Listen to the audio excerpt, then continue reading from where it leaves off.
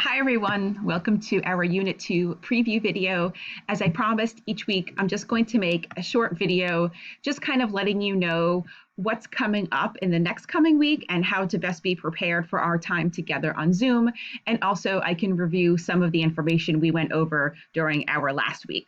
So I saw most of you, there were a few of you who could not attend class last week, so be sure to read the syllabus in great detail. It's a very long syllabus, and I apologize about that, but there's just a lot of information I wanted to include, especially about how to conduct this class over Zoom, and also a breakdown of the assignments and how the semester will go. Also, if you have not had a chance to purchase your book already, I think many of you have. It is the Legal Research and Writing Handbook. It is the 8th edition. I do believe there's an electronic copy available, and we will use it again in Legal Research and Writing too. So it's a good investment. So this week, to best be prepared for our classes on Tuesday and Thursday, I do require that you read Chapter 1 and Chapter 2 before coming to class. I recognize that sometimes reading the chapters before coming to class can be a little confusing because you're reading a book, there's no interaction, there's no opportunity to ask questions.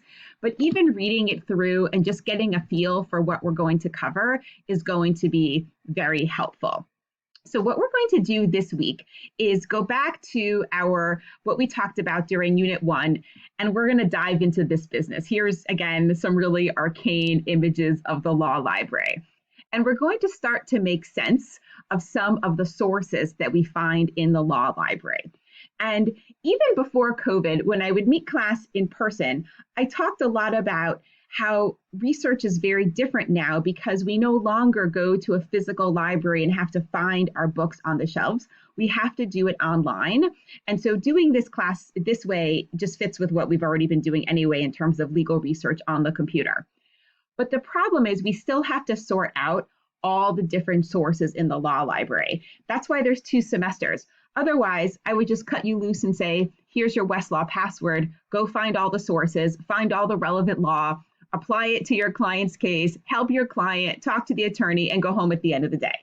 But we know that it doesn't really work that way and that it's much more complicated to actually find that relevant law. So this week, we're just going to use some of our time to really get oriented with what is in the law library, and we're going to begin to talk about what we call the hierarchy of authorities and the specifically the judicial branch. So some new terms that we're going to use this week and that you should really start building in your legal research vocabulary are here. We're going to talk about the concept of jurisdiction. That is a word we use all the time in the law. And it's a very fancy way of saying that a government body has the authority to act. A government body has the authority to act. Specifically, this week, we will start focusing on different court jurisdiction because not all courts have the same jurisdiction. A really easy way to start to wrap your head around the concept of jurisdiction is to think about if I owned property in another state.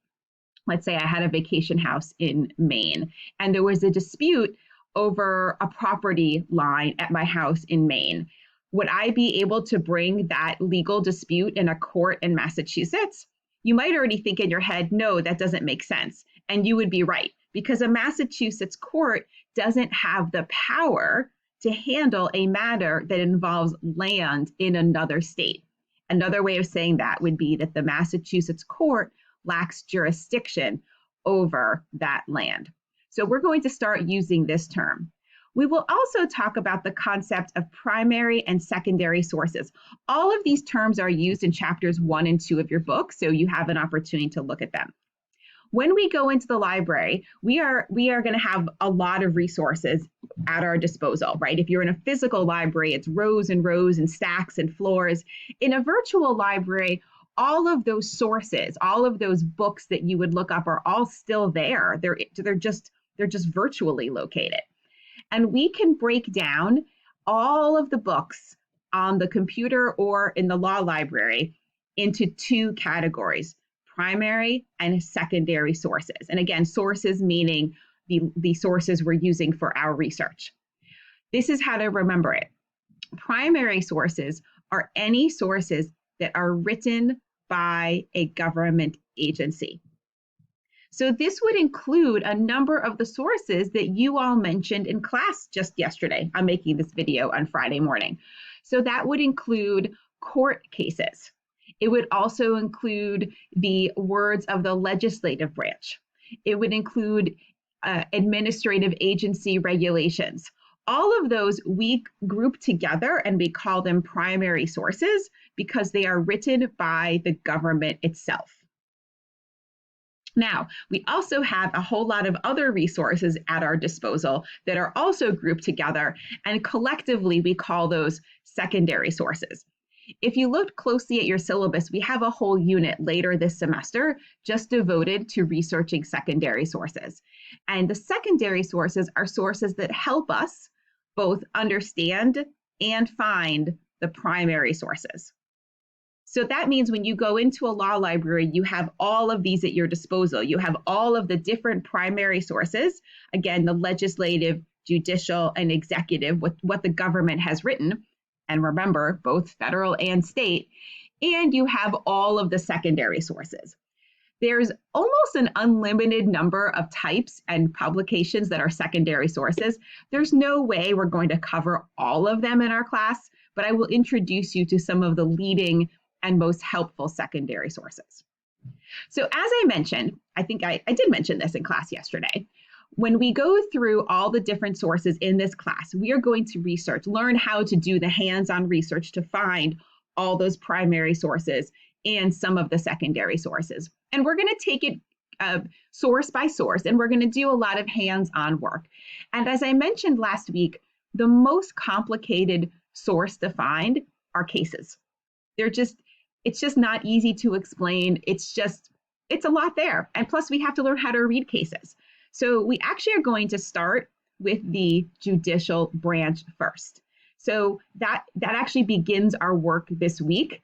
You're not going to read an actual court decision just yet. Wait just a little bit more time on that. But we have to sort of set the stage for how courts are organized, and then we'll begin to understand how courts make law. So that's why I put these other terms on there. We're going to learn some court systems, and we're going to learn the hierarchy of courts. And one of my favorite activities to do with you guys at the beginning of the semester is have you draw out the court hierarchies. So for class this week, you should bring with you, I know this sounds silly, but you should bring with you a blank sheet of paper and a pen or pencil so that you can draw a triangle, actually 2 triangles, on those pieces of paper so we can label the hierarchy of courts. It's really important to know the different types of courts and where they rank, because that really helps us understand this last concept written here called mandatory and persuasive precedent. So we're going to go through why those are important. There's actually one really useful hierarchy already printed in your book. It's on page 10 in chapter 1. I'm just going to hold it up. I don't know if you guys can see it okay. It shows the U.S. Supreme Court at the very top, and it shows the U.S. District Courts at the bottom. So that's what we're going to label. We're going to fill in which are the highest courts and which are the lowest courts. And in doing that, we're also going to talk about the difference between trial and appellate courts. I forgot to put those terms on here. And that will set us up for discussing mandatory and persuasive precedent. So just a little precursor, although I will use a little bit of time in class, I just want to show you. Here is your federal court system. Again, I like the triangles, although admittedly they don't look, I think they're better handwritten and filling them in. But we're going to label the U.S. District Courts at the bottom, the U.S. Circuit Courts of Appeal in the center, and the U.S. Supreme Court at the top. Remember, we said that federal means national. So this is the federal court system. And of course, because we're in a federal system, we also have state courts. Now, I do not need you to memorize the court system of all 50 states. I would never expect anyone to know the court system in all 50 states. The truth is, we become familiar with the court systems where we live and practice. So if you're in Massachusetts, which most of us are, you'll be really familiar with the Massachusetts court system. If you're in New York, the same thing, or California.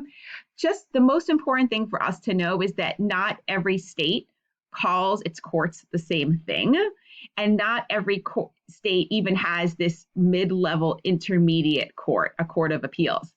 That once again makes our lives more challenging and confusing. But as a researcher, you just have to let yourself know, hi, I have a client in Minnesota, and I'm just not familiar with what the courts are called in Minnesota. And you can go onto the Minnesota State website and find it out. So we're going to do the Massachusetts court system also. And here it is, just so you can take a look. And we have the same hierarchy, the same triangles. The trial court is at the very bottom. In the middle, we have a Massachusetts Appeals Court. And at the top, we have a Supreme Judicial Court. That is our highest court. So I do want to start our class on Tuesday. Sort of one of the first things we're going to do is build these triangles ourselves. But instead of just giving you the names, because clearly you can look at this PowerPoint and see what the courts are called, we're going to focus on the differences between that low level of the triangle that we call the trial court. You can see both the Massachusetts and the federal. They're both trial courts. So we need to comprehend the differences between trial courts and the higher level courts, which are the appellate courts. And there are differences between them. And then we need to understand how the jurisdiction of these courts work. As I mentioned at the beginning, we're going to use that word jurisdiction a lot. And that will lead us into a discussion of what I put here, which is mandatory and persuasive precedent. Because when you walk into the library and you see this, you want to be able to sort which cases, whether they're virtual on the computer or whether they're in their hands in front of you, which are the ones you want to find and which are the ones that are most important. Because the last thing you want to do is put a search into Westlaw or walk into a library and just see all the books in front of you and not know which ones to start with. So there you have it. That's our Unit 2 preview. I will see you Tuesday at 11 a.m. Again, get the book and read chapters 1 and 2, and just take a look through the syllabus. There's not any other homework for next week that is due Tuesday, but after week 2, then we will start assigning some homework assignments, especially on the mandatory and persuasive precedent. That will be one of your first ones. So whenever you're looking into this video, I hope you're all doing well. If it's before the weekend, have a good weekend. If not, I will see you all on Tuesday.